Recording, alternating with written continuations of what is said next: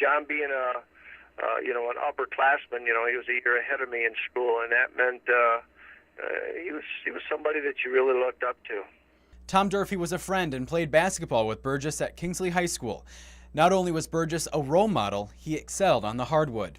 He was just a natural player. He was a team leader, and he'd get right in your face if you'd been messing up. Burgess was the crew chief of a helicopter that crashed on June 30th, 1970. He was with 4 other soldiers, and only one survived the crash. It doesn't surprise Durfee that his friend was in charge of the helicopter.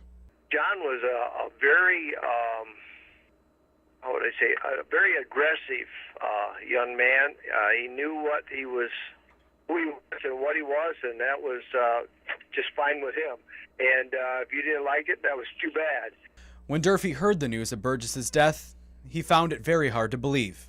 It was kind of shocking to me because, to me, looking up to John and having the chance to work with him with some summers, he was invincible. The Department of Defense POW and Missing Personnel Office released information saying Burgess is now accounted for using what the office is calling circumstantial evidence. It feels very rewarding in my position to actually know that the military and the government is still looking for the service members who were lost from past wars. With a ceremony at Arlington National Cemetery next Tuesday, Durfee knows his friend will receive the proper burial. I would think that he would be pleased and proud that he would have that opportunity to be laid to rest there. In Grand Traverse County, Brendan Kinney, 7 and 4 News.